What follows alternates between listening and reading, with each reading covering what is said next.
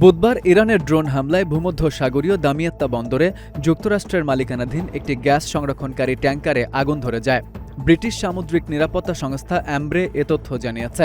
এ ঘটনায় ইরান যুদ্ধ মধ্যপ্রাচ্য জুড়ে আরও বড় পরিসরে ছড়িয়ে পড়ার আশঙ্কা তৈরি হয়েছে।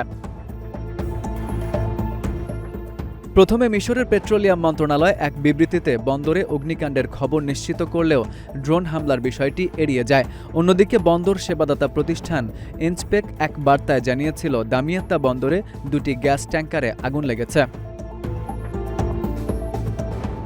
তাৎক্ষণিকভাবে এই হামলার দায় কেউ স্বীকার করেনি, তবে পরে নাম প্রকাশে অনিচ্ছুক দুটি ইরানি সূত্র নিউ ইয়র্ক টাইমসকে জানিয়েছে মিশরে মার্কিন মালিকানাধীন ওই গ্যাস ট্যাঙ্কারে ড্রোন হামলার নেপথ্যে তেহরানি ছিল। চলমান যুদ্ধে মিশরে এটিই প্রথম সরাসরি আঘাত। ইরানের সক্ষমতা দেখানোই এই হামলার উদ্দেশ্য ছিল বলে জানায় তারা। সূত্র দুটি জানিয়েছে ড্রোন হামলা থেকেই ওই বিস্ফোরণ ঘটে।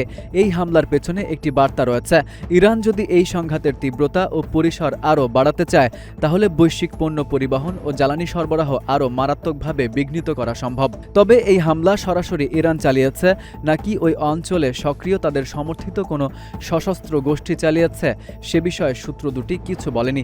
এমনকি কোথা থেকে এই হামলা চালানো হয়েছে সেটিও তারা স্পষ্ট করেনি।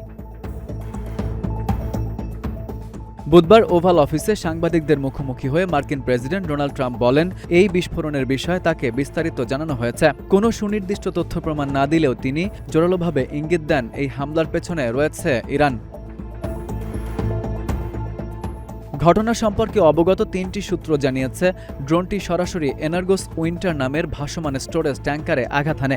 সঙ্গে সঙ্গে তাতে আগুন ধরে যায় আর সেই আগুনের শিখা দ্রুত ছড়িয়ে পড়ে পাশের জাহাজ গ্যাসলগ সালেমে। এই বিস্ফোরণ এমন সময়ে ঘটল যখন মধ্যপ্রাচ্য চূড়ান্ত সতর্কাবস্থায় রয়েছে। তাই এখন থেকে মিশরের বন্দরগুলো ব্যবহার করার আগে জাহাজ কোম্পানিগুলোকে নিরাপত্তা ঝুঁকি নতুন করে খতিয়ে দেখতে হবে। FU Ahmed, Ittefaq news.